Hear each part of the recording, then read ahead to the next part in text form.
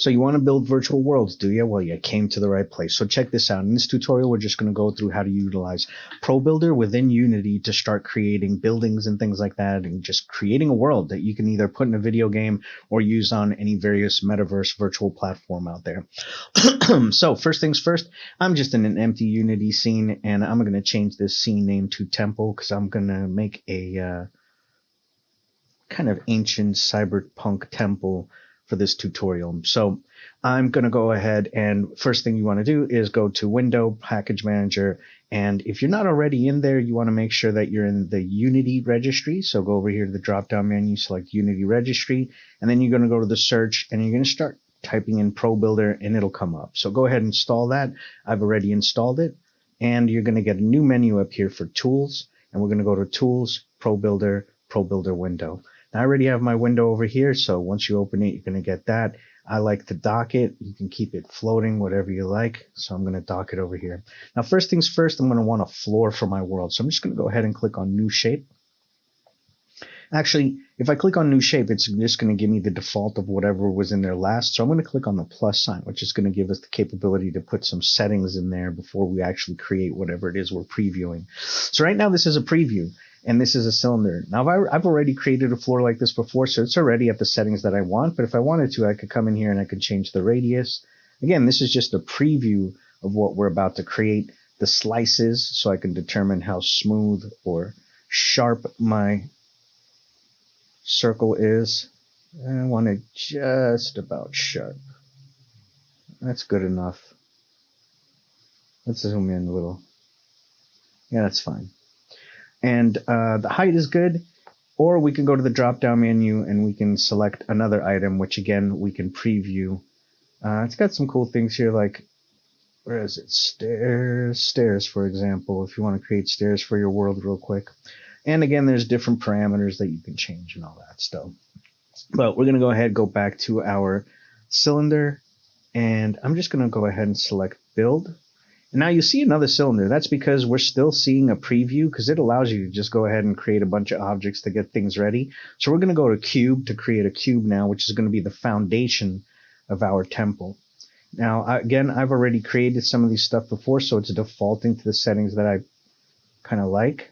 But you can manipulate that all you want before you actually click Build. So let me get that back to my settings. And that's good. Build. So now I'm done with that. So when I close this window, you'll notice that the preview went away, and the objects that I actually clicked build on are in my scene. Now actually, you just got a little preview of what's to come. The light's a little bit bright. I'm going to turn this down real quick. So directional light, inspector, and bring down my intensity while I play. So this is going to be the front side of our temple. And let me just align that a little bit better. Now, the reason why I did a circular platform is because I might put it on top of a mountain or something else, not a plane, and I just want it restricted to this little plane and or this little cylinder. And then I'll probably put the cylinder and the temple and everything on top of a mountain model or something. Now, here's the cool part. So with these tools here, which is for manipulating parts of your objects, for example, if I click on the face tool, you can see it selects just the faces that I'm touching, right, of the mesh of the object. So obviously this square, this rectangle, is made with just, however many faces necessary to make a square. So 6. If I click on the line tool, I can select just the edges. I can select just the edges of the object, of the actual mesh of the model. And then the final one here is the vertices, so where the lines connect. These squares here are just drawn in there. That's just for perspective. They're not actually part of the model. So the model is made up of four vertices right here that make up the one face. And then this one is actually just to select an object. The entire object. So if I select faces, I want to start extruding bricks and building the walls for this structure, this temple. But this face is too big. So I go here to ProBuilder and I go to Subdivide Object, and you can see now that the mesh got broken up into 4 faces. So I'm going to keep breaking that up. Again, the drawings of these boxes, they're just drawings on the box. They're not actually lines on the mesh, so that's meaningless. But you can see I made the faces pretty small, and now I'm going to go ahead and hit Control and start selecting just the outer perimeter. Oops. Just the outer perimeter faces that we're then going to extrude to create our wall.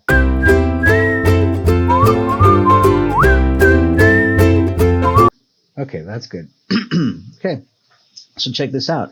I can actually just click, now that I have those faces selected, or whatever I have selected, can utilize Unity's basic tools for manipulating objects and manipulate the object. So if I go to the rotation tool, you can manipulate the faces or whatever it is that you have selected in all sorts of ways. So you get an idea of all the kinds of crazy shit you can create. So I'm going to go here and we're going to select extrude faces. But once again, I might not want to use the default, so I'm going to click the plus sign so I could change settings and actually show you something. So I can go ahead and I can say, let's say distance 5 for my extrusion. And I click on extrude faces and boom, it automatically creates me this big giant wall sized 5. But that's too much for me, because if I, not the height necessarily, but if I go and I use the face selection tool, you can see the faces are like big rectangles. So I want that to be smaller. So I'm going to make it more like, you know, bricks or something. So if I do 0.5 and then extrude faces, I'm just going to keep going until I have a height that I want. And again, since it's a temple, I think I'm going to go pretty high. I'm not sure how high. This should be like really majestic. But, you know, let's go pretty high. I think that's good. All right. So we got our space for a door, we've got our faces selected, and now we're going to put a roof. Now I could come here and I could, for example, go like this. Okay. So then extrude, extrude, extrude, extrude. I'm going to show you something here. So you can see that it kind of came up right close to it, but not quite enough. So I could change this, let's say to 0.2, extrude faces. Is that right? No, that's still a little too much. But, you know, maybe that looks nice. Let me see. Let's try 0.1. Still too much. 0.6 it is. So there we go. We've got our basic structure of just a temple main area with a big giant door. So now we're going to expand on that. So I actually want to add some more body definition to the roof. So I want to actually extrude this entire face. So I want to make the roof higher, basically. So I could start manipulating some things and giving it some substance, architectural substance. So you click on a single object on it, or a single face on a side of a polygon or whatever. And I can come here and I can say grow selection. So I'm just going to go ahead and click grow selection. And you can see it grew it by a little area. It grows more and more and more. Or I can actually select face loop, which is going to take whatever I selected and loop around vertically. So if I select all that, select face loop, it's going to select all those faces.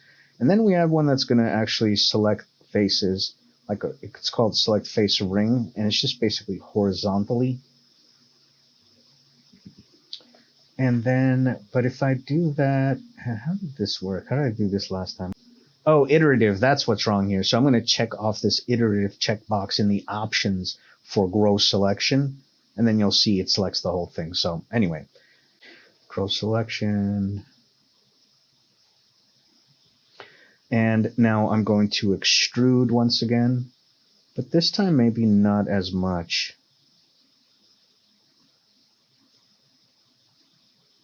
Not as little either. So let me see, we were at 0.5. Do 0.6. 2 and see what that looks like. It's a little too little. Maybe 0.5 is good. Yeah, 0.5 is good.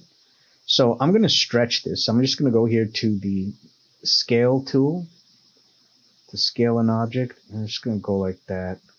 Wait, let me center. I don't like this. The pivot. I'm going to change pivot to center so it's in the center. You see that? Pivot center. So that I'm actually expanding it from the center. So I'm scaling that up, and then I'm going to extrude it again like that. See where we're going with that? And I do want to do kind of that Asian temple look. So let me see if I could get away with this. I'm not sure if this will work. Select the single one here, a vertex. Oh, let me select the 4 corners to try to give it a similar to that Asian temple style. I'm actually going to expand this just to move those points out. Yeah. All right. I think I could work with that.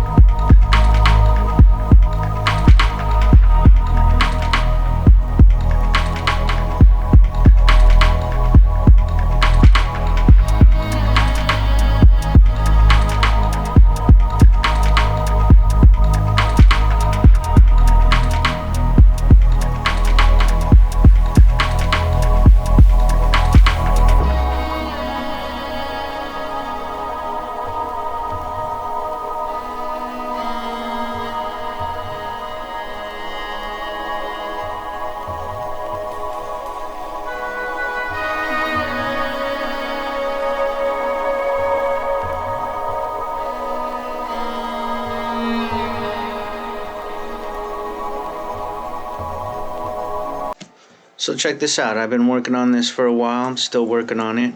But as of the making of this video, this is what I've got thus far. Added some lighting and things, some textures.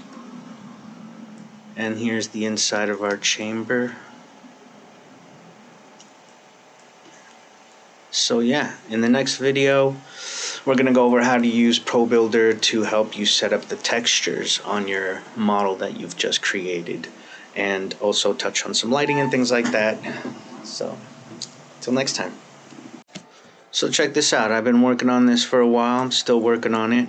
But as of the making of this video, this is what I've got thus far. Added some lighting and things, some textures. And here's the inside of our chamber. So yeah, in the next video, we're going to go over how to use ProBuilder to help you set up the textures on your model that you've just created. And also touch on some lighting and things like that. So, till next time.